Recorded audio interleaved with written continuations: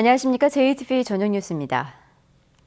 전라북도가 강원도를 제치고 2023년 세계 잼버리 대회 유치에 나설 국내 후보 지역으로 선정됐습니다. 최종 개최지는 2년 뒤 세계 스카우트 총회에서 결정됩니다. 정원익 기자입니다. 전라북도가 2023년 세계 잼버리 대회 유치에 성큼 다가섰습니다. 전라북도는 2023년 대회 유치에 나설 국내 후보지 선정 실사에서 경쟁 상대인 강원도를 제쳤습니다. 한국 스카우트 연맹은 개최 후보지로 유력하던 강원도 고성이 아닌 전북의 새만금을 선택했습니다. 해양 활동을 할 수 있는 바다가 인접해 있고, 그다음에 산악 활동을 할 수 있는 내변산이 인접돼 있고, 고창이라든지 전주 한옥마을이라든지 익산 밀사지라든지 이게 잼버리장에서 불과 40분 이내에 다 이동할 수 있는. 세계 잼버리 대회는 4년마다 각국의 청소년들이 한자리에 모여 다양한 문화체험을 하고 우정을 쌓는 야영대회입니다. 2023년 대회에는 열흘 동안 160여 개국 5만여 명의 청소년들이 찾아 500억 원의 지역경제 유발 효과가 예상됩니다. 전라북도는 이 대회를 유치하면 새만금 국제공항과 철도 등 관련 인프라 구축에도 더욱 속도를 낼 것으로 보고 있습니다. 이제 공항에 대한 것 이슈가 될 텐데 그런 인프라를 까는데도 더 좀 도움이 될 거고, 나중에 이제 새만금 인프라가 깔리고 나면은 이제 해외 투자 유치를 해야 되는데 어떤 새만금을 알리는데.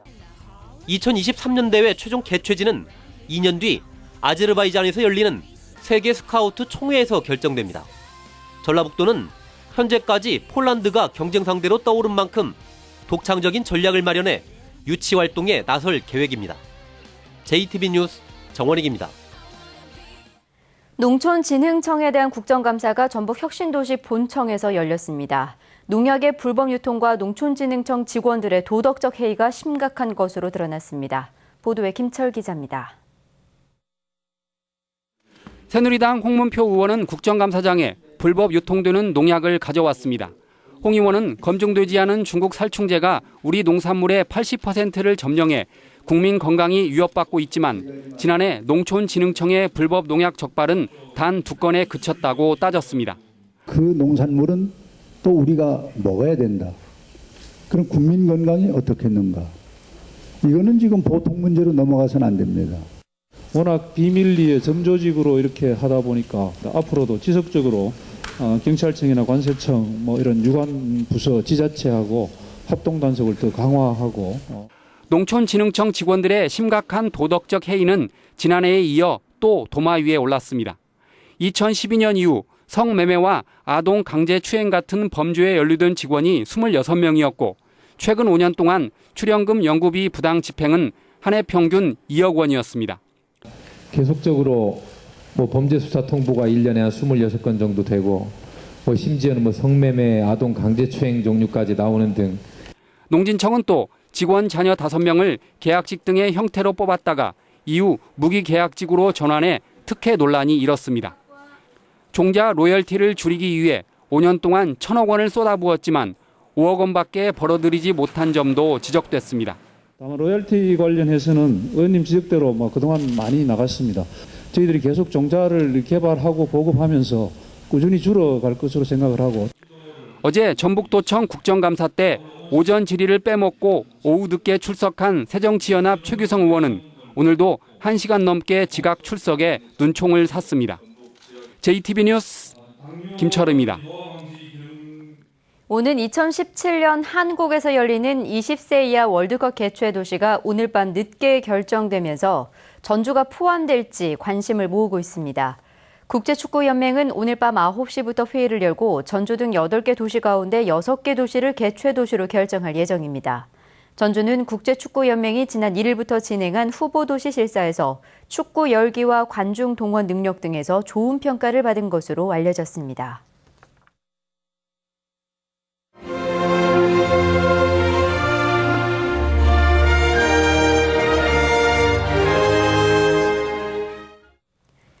소외계층을 위해 나눔을 실천하는 봉사자들의 이야기를 소개하는 순서입니다. 추석 명절을 앞두고 어려운 이웃을 위한 나눔의 정이 잇따르고 있습니다. 김진형 기자입니다. 임시 미용실로 바뀐 주민센터 사무실. 머리카락을 자르고 손질하는 자원봉사자들의 손놀림이 분주합니다.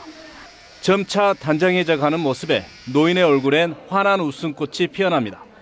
머리 이쁘게 단장하게 잘라가지고 이쁘게 하면은 가족들도 더 머리 어디서 잘랐냐고 물어볼 것 같고 제가 원하는 대로 잘라주는 것 같아요. 추석을 맞아 머리 손질을 기다리는 노인만 50여 명이나 돼 봉사자들은 잠시도 일손을 멈출 수 없습니다. 어르신들 지금 추석을 맞이해서 좀 헤어스타일도 좀 멋지게 해드리고 추석 명절 잘 보내시라고 이렇게 머리 자르고 있습니다. 복도 한켠에서는 무료로 나눠준 돋보기 안경을 쓴 노인들이 글을 척척 읽어내려갑니다. 어두웠던 눈이 밝아지자 미소가 번집니다. 불편한 게 뭐가 많았어요? 많았죠. 잘 안 보이니까. 근데 안경을 돋보기를 쓰니까 좀 밝게 보여요.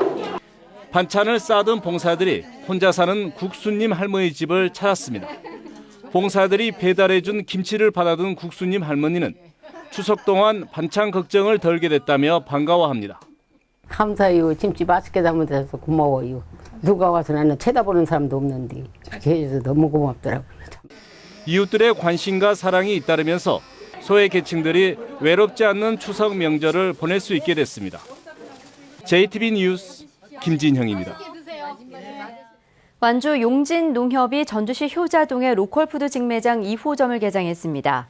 용진농협의 로컬푸드 2호점은 450제곱미터의 매장을 갖추고 있고 560여 농가가 농산물을 출하하고 있습니다. 완주 용진농협은 지난 2010년 용진면에 전국에서 처음으로 로컬푸드 매장을 개장했고 올 상반기 45억 8천만 원의 매출을 기록했습니다.